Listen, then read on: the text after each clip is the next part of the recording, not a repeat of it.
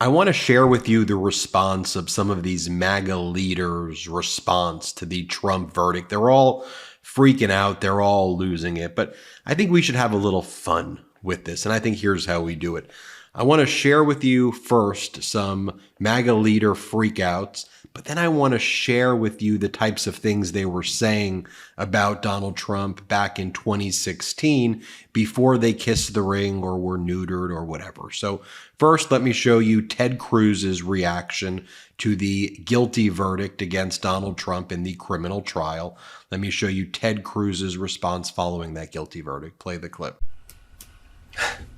Well, listen, Sean, I think you're exactly right. What we saw today was an absolute travesty of justice. This was not law. This was not criminal justice. This was politics. This was a political smear job. This was an attack job. This is what you see in banana republics. And it is, I am both furious and heartbroken at the same time. I'm furious at what we saw, but I'm also heartbroken for the rule of law. I'm heartbroken for our justice system. You know, Right. And what we learned in the criminal trial is that Donald Trump planted false story, defamatory story about Ted Cruz, Ted Cruz's wife, Ted Cruz's dad over and over again. That was part of the evidence in the criminal trial against Donald Trump. Stories like this: Ted Cruz, father linked to JFK assassination. During the trial, David Pecker testified how he and Donald Trump made up these false and defamatory stories together. David Pecker was the leader of the National Enquirer at the time. Stories like this: Cruz's wife explodes over cheating claims. Cruz's 5 secret mistresses. Ted Cruz named in Madam's Black Book. All the things that Donald Trump was doing, he was accusing Ted Cruz of, or all of the things that Donald Trump was trying to deflect or project, he was accusing Ted Cruz of. Now, here's Ted Cruz back during the 2016 campaign. Here's what Ted Cruz said about Donald Trump at that time. Play this clip. I'm going to tell you what I really think of Donald Trump. This man is a pathological liar. He doesn't know the difference between truth and lies. He lies practically every word that comes out of his mouth. And in a pattern that I think is straight out of a psychology textbook. His response is to accuse everybody else of lying. He accuses everybody on that debate stage of lying. And it's simply a mindless yell. Whatever he does, he accuses everyone else of doing. The man cannot tell the truth, but he combines it with being a narcissist. A narcissist at a level I don't think this country's ever seen. Think about the next 5 years. The boasting, the pathological lying, the picking up the National Enquirer and accusing people of killing JFK, the bullying. Think about your kids coming back and emulating this. For people in Indiana who long for a day when we were nice to each other, when we treated people with respect, when we didn't engage in sleaze and lies. And I would note one of the lies he engages in. Listen, Donald Trump is a serial philanderer. And it should be noted, at that time in 2016, Donald Trump denied that he was involved in planting the fake stories, these defamatory stories about Ted Cruz. We all know that Donald Trump did that. The evidence in this trial, but there you have Ted Cruz, just someone. I mean, can you get more cowardly than what you saw Ted Cruz do? Here's Donald Trump from July 22nd of 2016 denying that he had anything to do with it, just straight up lying. But how do you know Donald Trump's lying? He's talking. Here, play this clip. All I did is point out the fact that on the cover of the National Enquirer, there was a picture of him and crazy Lee Harvey Oswald having breakfast. Now, Ted never denied that it was his father. Instead, he said, Donald Trump, I had nothing to do with it. This was a magazine that, frankly, in many respects, should be very respected. They got OJ, they got Edwards, they got this. I mean, if that was the New York Times, they would have gotten Pulitzer Prizes for their reporting. I've always said, why didn't the National Enquirer get the Pulitzer Prize for Edwards and O.J. Simpson and all of these things?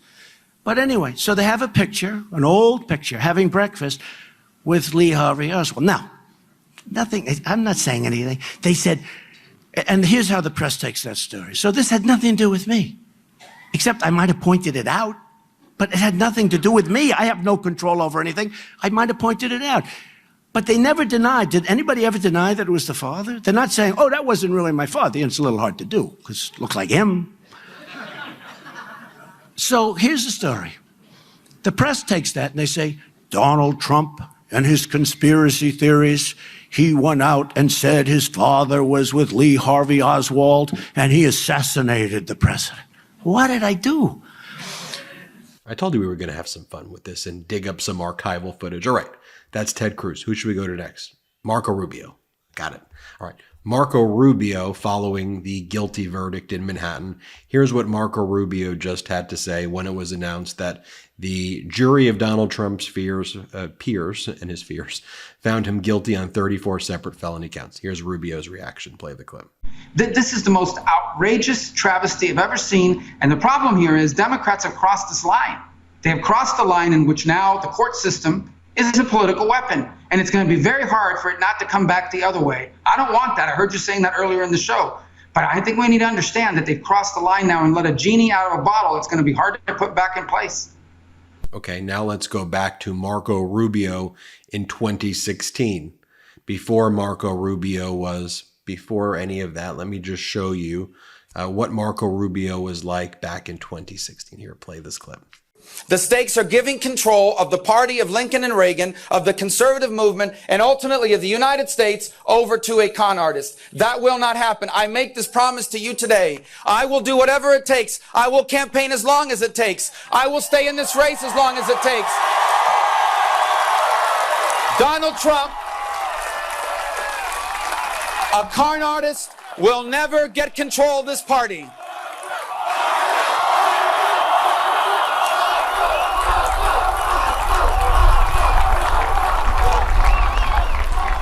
And the time has come for you. I know some of your friends have bought into this. Listen, friends, don't let friends vote for con artists. It is time to open our eyes. It is time to open our eyes. We cannot allow a con artist to get access to the nuclear codes of the United States of America. It's a big fraud. And it's time to open our eyes, and we will in the days and weeks to come. I'm confident of it. My old laundry detergent used to come in these big plastic jugs, and it never lived up to the hype. I know you know what I'm talking about. The laundry wouldn't come out as fresh as it was supposed to, and that became so frustrating. This podcast is sponsored by Laundry Sauce.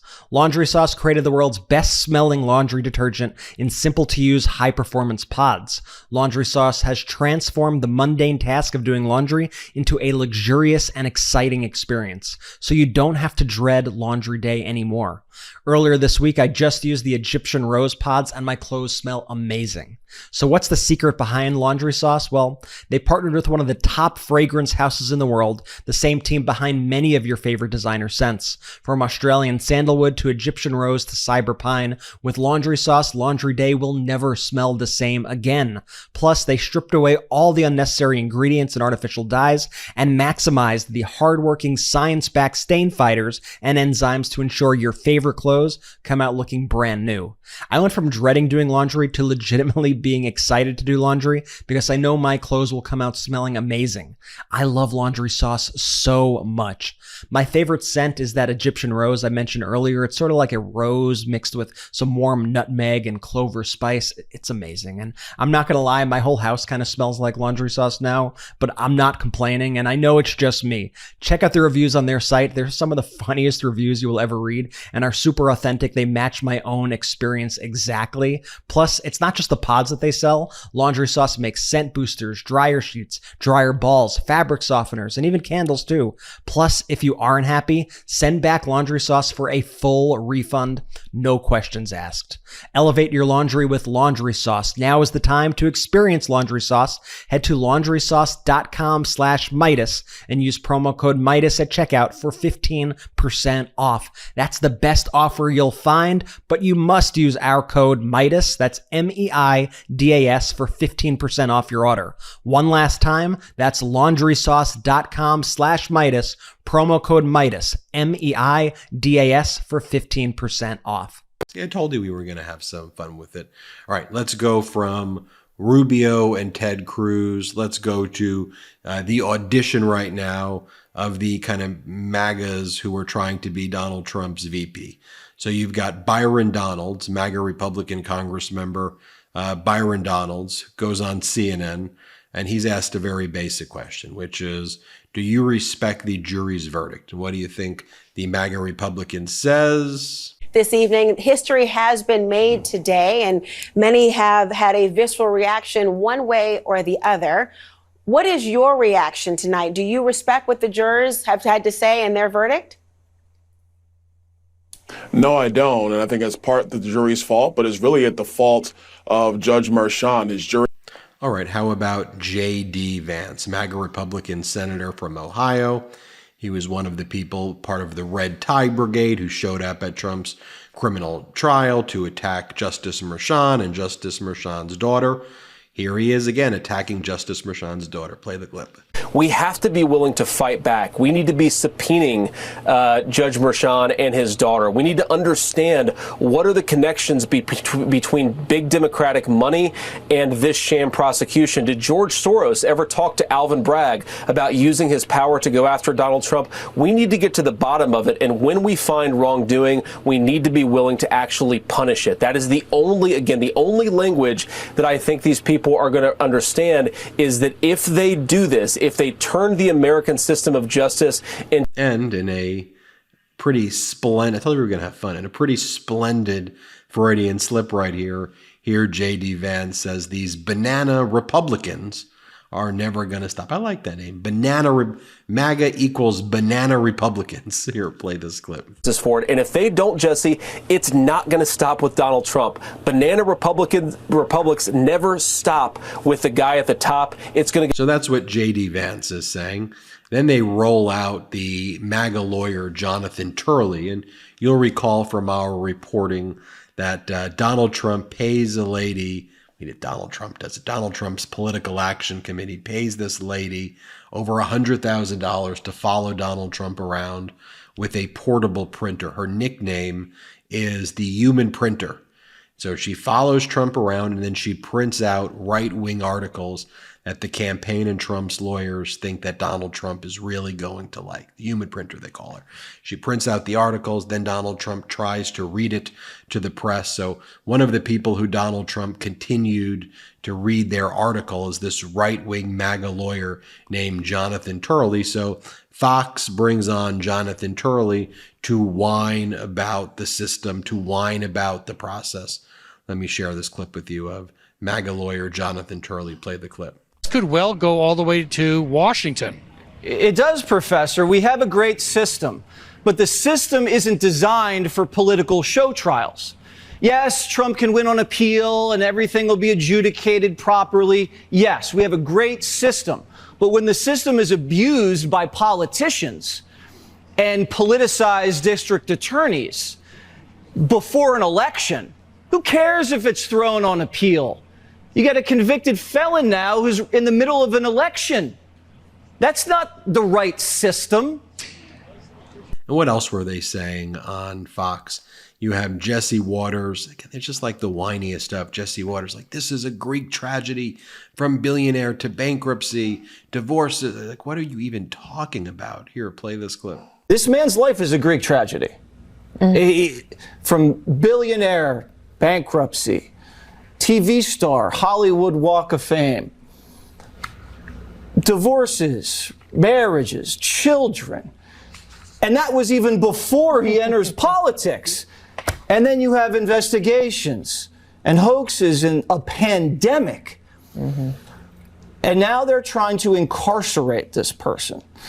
And by the way, this is why I so value our legal system, where crap like that is not allowed in a court of law. So you have all of that. You've got Jesse Waters. You've got these MAGAs doing their MAGA thing. I just want to share for you the difference right here. This was my interview with Democratic Congress member Jared Moskowitz, and here's what he had to say. Play the clip. Ben, I'm a glass half full guy. And so I guess if there's one silver lining for the former president, is he no longer has to deal with the trauma of that courtroom of it being too cold for him. He doesn't have to be there anymore. So he doesn't have to deal with that. He doesn't have to wear his sweater anymore. So he had been complaining it was chilly, and now the trauma of that is over for the former president. Here's a moment I wanted to share with you. This is the moment that Fox had to read the guilty verdict out loud. Let me play this clip for you. Let's play it. To let folks know, our producers inside say that the jury is back in the room, that Judge Merchan is back on the bench. And so we are looking now. It looks like we have some of the verdicts coming in. It is quickly coming in here. From inside, we are starting to hear that there are guilty verdicts. From our producer inside, we're hearing guilty on 1 through 5. And then, of course, all of this is paired with the grift. Donald Trump's spokesperson then goes on Fox and basically says, look, we need money. Give us money. This is so unfair. This is so unfair. They can do this to anybody. If they can do this to us, they can do it to you, blah, blah, blah. Here, play this clip. And they brought it here in Manhattan, a Democrat jurisdiction that they know voted for Joe Biden 80-20 in the last election. And if they can do this to President Trump, they can do it to anyone. Well, there you have it, folks. Let me know what you think. I thought it was fun to do it that way, to show what these MAGAs were like when they had some spine. And then Donald Trump just took it away. And here they are, these very bizarre, very bizarre. Anyway. Hit subscribe. Let's get to 3 million subscribers together. Thanks for watching and have a good one. Love this video? Make sure you stay up to date on the latest breaking news and all things Meidas by signing up to the MeidasTouch newsletter at MeidasTouch.com/newsletter.